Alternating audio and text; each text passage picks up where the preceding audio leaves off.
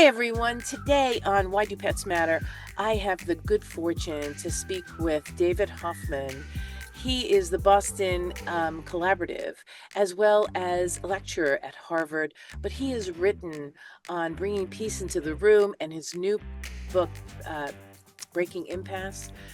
We had such a phenomenal conversation because now he's bringing his dog Bella in the room, and her batting average for resolving conflict is 100% or 1,000%, as he put it. So let's go see what David had to say. And boy, was it a great conversation. Hi, everyone. Debra Hamilton. So glad you're here with us on the next episode of Why Do Pets Matter?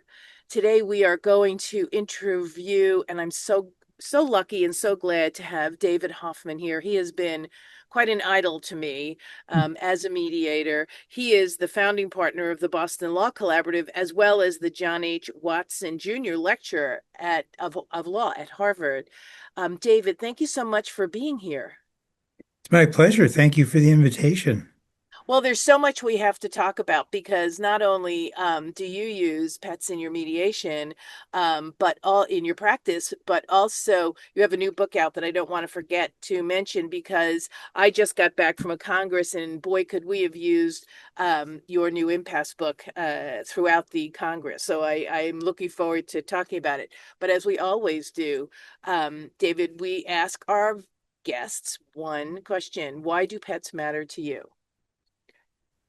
Great question. And I guess my answer has two parts, personal and professional. And the uh, my dog Bella and my cat Rosie um, are sources of uh, warmth, both literally and figuratively. As they gather around each evening, my wife and I we usually watch a show or a movie, and they're crowding my lap, and I love it. Um, so that connection with other beings and the larger, natural world is part of my personal answer to your question.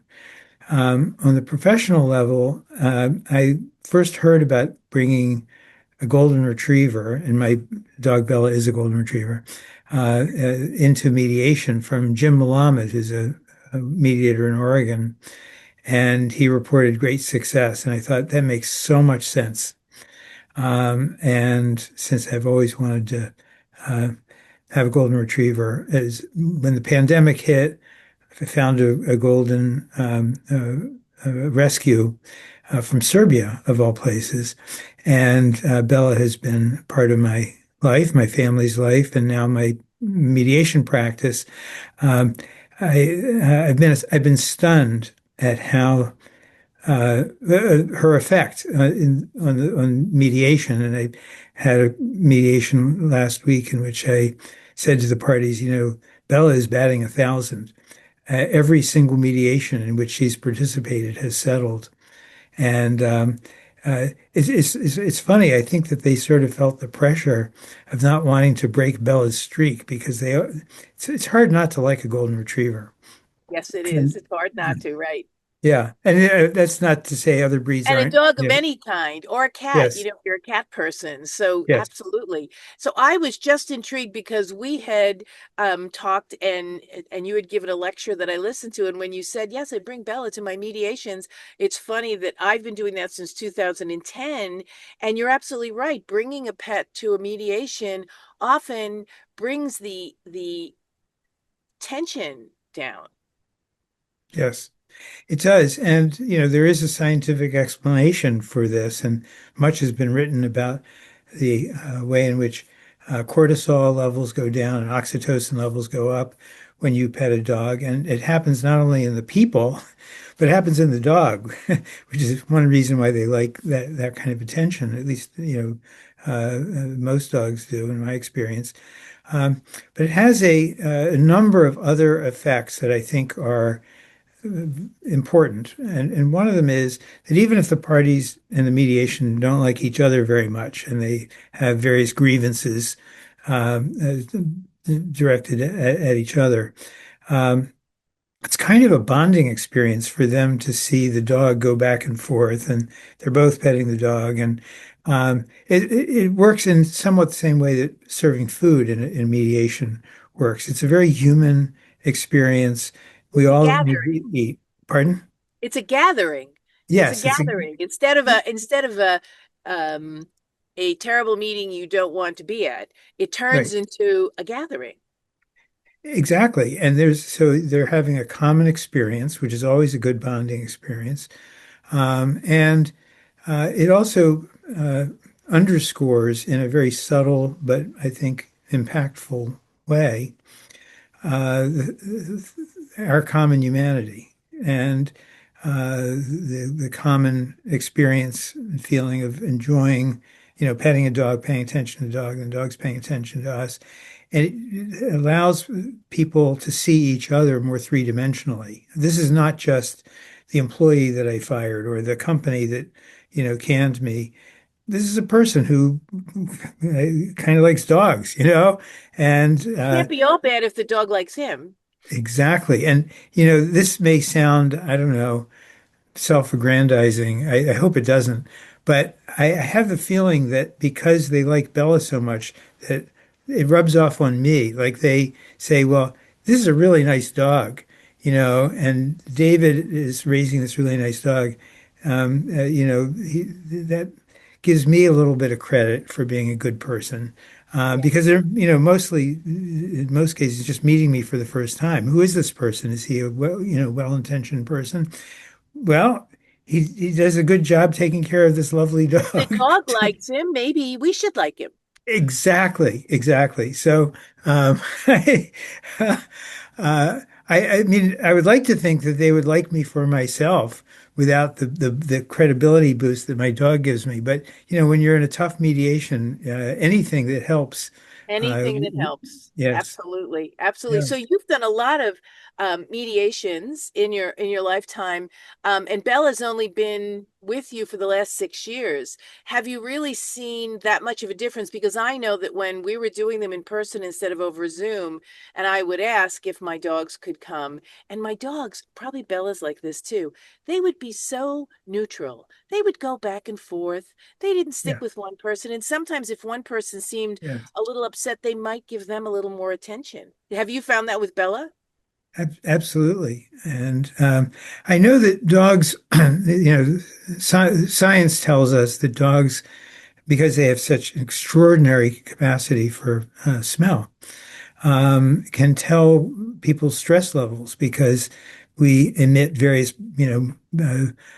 olfactory signals, stress, and they've been, their evolution has inclined them to take care of people, and And so notice when we need them. exactly, exactly. Now, I don't have a sensitive enough nose to tell what's going on in that realm. Of course, humans generally don't. Um, but regardless of whether that phenomenon is going on in the mediation room, the point you're making, I've definitely experienced, which is they are very impartial. They or omnipartial. They like all the people in the room, and so I think that has an effect too when they see the dog paying equal attention. Um, so I want to just mention one other personal benefit, and this is a benefit I get from Bella, not from my cat, and that is exercise. I think we all know that exercise in the middle of the day is a good idea. Once you have a dog, it's not optional. The dog needs to go for a walk, and so that means that I need to go for a walk.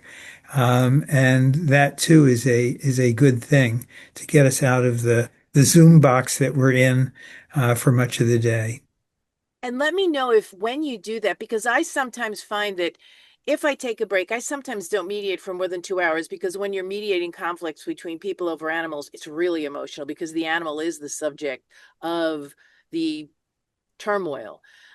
Often I find that if I get out and walk, or if we all get maybe out to take a walk and just walk, it it gives us the opportunity to think, as you said, outside the box, but not just the Zoom box, the box that we've put ourselves in because we're sitting still.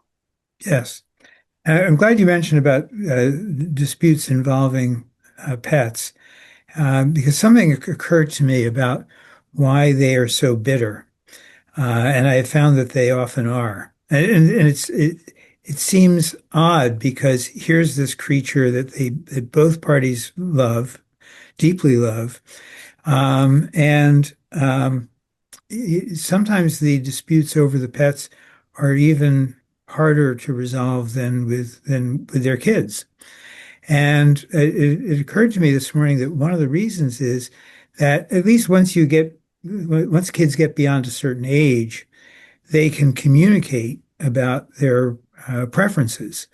Whereas with dogs, each of the two owners is sort of intuiting what is in the quote the best interest of the pet, and so they don't have. It's not as easy to achieve verification of their assertion of what's best for the pet. Um, and I've been struck by how many really complicated issues come up with pet ownership. So it's not only that the conflict is intense, but there are, for example, end of life issues that come up with pet ownership that, of course, don't come up with kids unless the kid has a terminal illness or something, but that hardly ever happens. But with pets, it's almost always the case that the owners are going to outlive their pet. And as we all, any of us who have aging parents or have had aging parents, or if we ourselves are, aging to a degree where we're starting to think about what does the end chapter, the last chapter look like? What could be more emotionally wrenching than having to negotiate what will be the decision making and the circumstances of your pet's passing? It's making me sad just talking with you about it. And it's part of each of these mediations in which the ownership and care of pets play a role. And I also find that it seems to me that they have to be right. So I have to be the better owner. Now, when they lived together, they both took care of the pet in different ways, but the pet thrived. And yet, when they are at this, that's why I always say make the pup nut before you hate each other, because it's Yes, so much easier. Uh, because once you lose that ability to appreciate what David brought to Bella's life and what Debra brought to Bella's life, once you lose that appreciation, it's then a fight to the death that I'm the better owner. And I always remind my owners that are there fighting over the pet. I go, unfortunately, Bella doesn't hate David or Debra. You wish she yeah, would, because then it would be easy. She'd never ever want to see either of them. But pets really thrive on living with, I mean, your wife is just as important to Bella as you are, and you're just important to Bella as your wife is. And so to remove one um has an effect on them. So when right. it was interesting. I did a program with you probably know Judge Cooper. He was the Travis v. Murray case down in New York. And I said to him, I appreciate that you made, his history. And what would happen to, I think the dog's name was Frankie, if say something happened to the person he awarded the dog to? Yeah, I said, because, Frankie loved both of them. right, And if right. something happened to one, why wouldn't the other one be the person Yes, in line to get the dog? I don't know how you feel about that. I often think now with the 9 states, Massachusetts not being one of them, but probably thinking about it, deciding having judges decide best interest of pets. I'm like, oh my God, that is so hard. You should mediate first, Judge. You should say, listen, I'll make that decision on best interest, but not until you mediate and try to decide yourself, because who knows what's the best interest for Bella yes, better than you and your wife, right? I don't know how you feel yeah, about that, but for me, everybody was so happy that judges were going to do that now. And yes, it did create a bigger place for that property, maybe more than property in our lives, because as you said, pets are such a force in our lives and should be more than just property. yeah. but I don't know that we made strides forward. Yes. Well, when I talk with people about what's going to happen with their kids, one of the things that I emphasize is, of course, the touchstone is best interest of the child, but we shouldn't forget the importance of that child in the life of each parent. The fact that it makes a big difference to each parent to have the time, quality time with the child. That's a legit interest to talk about in mediation. And I think the same thing is true with pet ownership. And one of the things that happens in mediation, in divorce specifically, um, is that it's usually one person who has been the initiator of the divorce. Not always, sometimes mutual, but I would say the substantial majority of the cases that I'm involved in involving marital separation and divorce, or breakup of a romantic partnership. Um, One person has come to the conclusion sooner than the other that this is not working. And often the one who doesn't want the divorce would, immediately take the other person back if they could.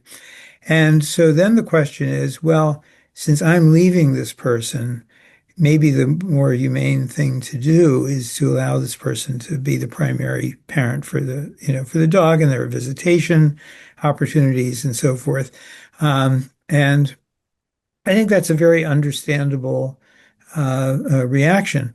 Um, However, uh, However, I was going to say that yes, hasn't been my experience. yes. Well, yes. I mean, sometimes people aren't that generous.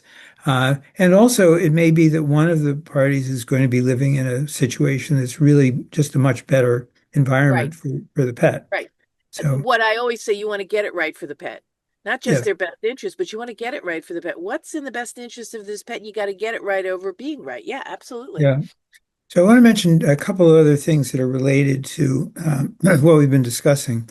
And one of them is making sure that the parties are not allergic or don't have any phobias about, with regard to the pet that you want to bring to the mediation. And so far, knock on wood, I haven't had any Yeah. problems of that kind. But obviously, being sensitive to that is important. The other thing that occurs to me is that the physical environment generally in which we mediate has a big impact. So for years, I wanted to have a place to mediate that was on the Boston Harbor, or, beside a lake or some other body of water, because of the calming effect, or a place that has a big, view of the landscape around, something that would connect us to the natural world and help us see the conflict that we're in the broader perspective that sometimes enables people to make a breakthrough and resolve their dispute. I had the good fortune of, just in the last few years, moving my office to a place in Newton, Massachusetts, which is just outside of Boston, and it's right next to the Charles River, and there's a waterfall right outside my office window. And I make a point of asking the parties in the mediation to, take a look at the Charles River. It winds all the way through the greater Boston area, winds up in the Boston Harbor. And because I want to remind them that, yes, we have this conflict, but we are all inhabitants of this big and often troubled world. And it kind of puts things in perspective. Well, even if we don't have the Charles River or the Boston Harbor or whatever, a big view outside our offices. And for many years, I didn't. Um, our pets bring some of that natural world They into the do. room. And I want to, and for those folks who are listening to your broadcast, You're going to have to um, go to YouTube and see this because Dave's going to share a great picture. yes, well, so what I'm showing here is a page from our Boston Law Collaborative website, and we have a page devoted to our team. And as you scroll down through the people of various different roles at Boston Law Collaborative, we get There to she is. Bella's page. And then if you click on Bella's picture, you get to a page where it not only mentions the fact that she's always willing to work pro Pro bono, bono. yes, um, I but love that. but it also provides links to some articles about dog assisted mediation. And there are three articles that I thought were particularly good. And so we listed them at our website. So if anyone is listening and as opposed to watching the video of this, it's BLC, Boston Law Collaborative dot law, LAW. That's our website, and you can find Bella there. Oh, I love that. I love those articles. I've read those articles and I never thought to put them up on the site, but that might be really helpful for people who are in conflict over animals in any area, not just in divorce, but in ownership and everything else that I work with. And also, I wanted to take just a minute because you and I had been talking before we got on. I was at a an animal law, animal welfare, animal rights congress this weekend, and I was carrying around your new book because impasse seems to be where we find ourselves most of the time when we're thinking about animal rights and animal welfare. So I'd love for you to tell us a little bit about the book and how you see that possibly if influencing people who might have a litigious mindset to maybe reconsider. Yeah, that's a great question. And you know, the I think that um, changing the setting of a mediation, the physical setting, and the participants can sometimes unlock possibilities. I love the So, river. I yeah, love the river because that's what I do. I have a river where my office is. yeah, it has a tremendous effect. So let's just say that someone is listening to your, podcast and they don't have a dog. They do mediation, but maybe one of the parties does, and maybe parties would like to have the next mediation session in some other physical setting, and one of the parties can, bring their pet there, and so it doesn't have to just be the mediator who's supplying this impasse breaking participant to the mediation. Um, but one of the I find most useful techniques for resolving impasse is bringing other voices, particularly expert voices, into the mix. So, for example, with children, have you talked to the pediatrician, or is there a family therapist that your family's been working with? What outside sources of wisdom might be available. In the case of a pet, have you talked to your veterinarian about, what that person has seen, work well for pets? And sometimes they might say, well, I don't want to use the veterinarian because I think one of the parties has had more dealings with the veterinarian than the other. Okay, well, why don't you each pick someone that you view as an expert on animal welfare and see if those two people can agree on someone that they think is, impartial and knowledgeable. And sometimes bringing another participant into the process can help generate some ideas that nobody in the room had previously thought of, including the mediator. Right. I mean, it's so interesting to be able to ask them if there's someone, maybe a dog walker. How does the dog walker see the dog? Because sometimes, I often say to people when they say they never want to see their ex again, and that's why they have to make a clean break and take the dog and be done. And I get it. I do. And does your dog feel the same way? And Yeah. if something happened to you, I know your family would take care of it, but would the dog prefer to see David instead of maybe your family? And how can we see whether or not I'm not a big fan of a week on, a week off because that's pretty disruptive to the dog, and I'm sure you might feel the same way. But there are vacations, there are, business travel, there's all sorts of things that if we can, I always say, put on our big boy and big girl pants to really think about the pet and what's in the best interest of the pet because Bella would love to see you, even if it isn't every day. She would love to see you. And a lot of animal behaviorists will say, well, that's very disruptive to the dog. And I don't know, I've been in dogs for 45 years, and I think you've had dogs before, Bella. And yeah, they miss you when you're gone and they love you when they see you, but it's not as traumatic as I think usually it is. I Good. mean, the animal behaviorist might, I would have two or three animal behaviorists look because it really is.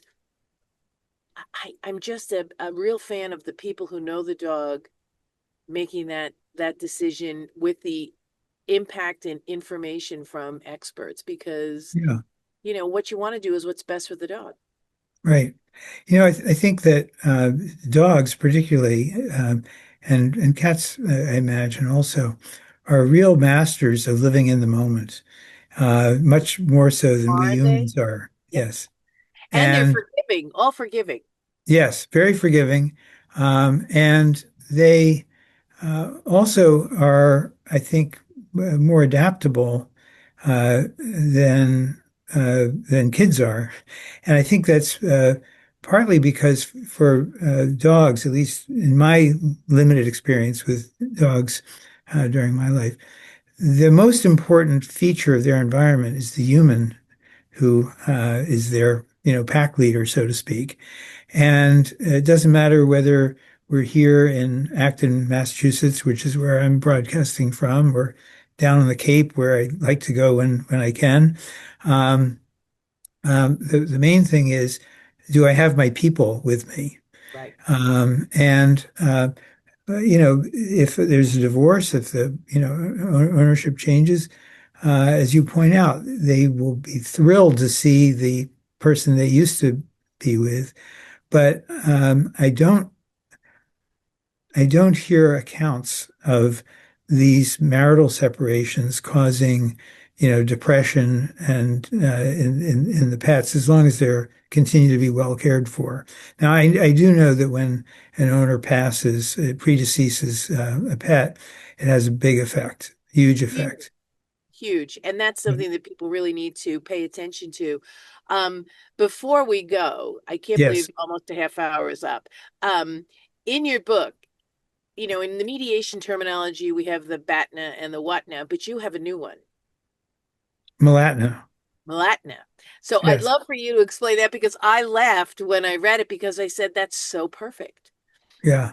So Malatna stands for most likely alternative to a negotiated agreement. And when the book Getting to Yes came out and introduced the term BATNA, best alternative, well, that works in a deal-making environment where if I don't make a deal with this person, then maybe I can make a deal with this other person. Right, But if you are involved in a case which ultimately is going to be decided in a court, if it's not resolved, then you don't have a choice of a different venue. You're stuck with the litigation venue that you're in and or that you're about to be in because that's the court that has jurisdiction of the matter. And so the question is not so much what's the worst possible outcome, the WATNA, as you said, or right. the BATNA, but what's most likely? What's the bell curve? If this, case were decided 10 times, what would be the average, result? And that's if you can get a result at the table that's better than that, then that's what we're going for. And I believe that especially with disputes over pets, um, it's almost always possible to come up with a more nuanced, more pet centric solution than one that's going to come out of a court. Because the judge has very limited exposure, if any, to the pet, usually none at all. Whereas the owners really know this pet and have much more expertise, much more knowledge about what would be in the pet's best interest. And the law has less nuanced ability to address the needs of people who are arguing over Right. pets. I mean, Yes. it's cut and dry, it's black and white, it's the law, right? So I Right. have to do this because it's the law, but that might not be in the best interest of anyone. And so if you could try to find them a Latina, more likely outcome. Yes, and the courts are very reluctant to decide disputes that are not yet ripe, so to speak. So if you go into court and say, Judge, we want to litigate the question of how end of life care will be handled, a judge's reaction might be, well, we don't know what's going to happen in the future, how this, pet's life will come to Right. an end, or whether it even will come to an end before the You owners do. Exactly. So, but the in a mediation or in a negotiation, the owners can come up with very thoughtful, nuanced ways to deal with that very important issue. I always, when it's given to one party or the other, I often cringe because it's almost never given to the moneyed spouse because they're out working and the other spouse is home with the pet. So they give it to the one that's with the pet because that's the one the pet goes to because that's the one the pet spends most of the time with. And I always said, I have dogs and you have Bella. So Bella might go to you all the time, no matter what. If you were in Judge Judy's court and they let her in, she would run to you. But if you weren't there, she'd run to your wife and my dogs would run to my husband. So it's not Yeah, that they don't like your wife or my husband. It's just that, well, these people are the ones who put the bowl on the floor. So I'm that's going to go right. to them first. But when Exactly. they're not around, these people put the bowl on the floor. So they're pretty good too. Yes, exactly. Well, I just want to, before we adjourn, I just want to say a big thank you for your leadership in this area, for your writing in this area, and for creating these podcasts. It's a real contribution to the field of dispute resolution, and it's really been a pleasure talking with you about this. Well, I am so grateful for your time. I'm so grateful for your books that have kept me going in this because it's such an impasse laden. You would think that these big businesses and things would be tough, but as you said, because it's all emotional, Right. having an argument about a pet, people are completely irrational sometimes. I mean, completely irrational because they can't Yeah. think of their lives without their dogs. And you and I both know neither can we. That's right. So one of the books that I worked on a long time ago called Bringing Peace into the Room, I love that book. there could be a sequel called That's right. Bringing Dogs into the Room. That's right. A Bringing dogs into the room to bring peace into the room That's right. times, Exactly. 2.0, That's 2.0. right. Yes. David, thank you so much for being here. I'm so grateful Welcome. you've been a guest. And until next time, everyone, kiss your dog, your cat, your bird, your horse, your lizard. I don't care. They're wonderful. This is Debra Hamilton and the Why Do Pets Matter podcast. Thanks for being here. 10 years ago, with my iPhone and a script, I recorded the first episode of the Ultimate Pet Resolution Summit, which chatted with experts about conflicts over animals. Our conversations were intimate, honest, and illustrated how disagreements over animals occur and how those disagreements can reshape people's lives and relationships. In November 2019, I started Why Do Pets Matter, a new podcast that continued these informative discussions. I'm so excited to have you here with me, continuing my exploration into a more meaningful conversation about why pets matter to all of us. My guests and I will share ideas, stories, and experiences straight from the heart, unscripted and holistic. From the bravest moments to the most brokenhearted, we will explore how to resolve disagreements over animals differently. One thing I know for sure is I want to have more meaningful conversations that will help all of us unlock that deeply felt human-animal bond that drives the emotions of conflict.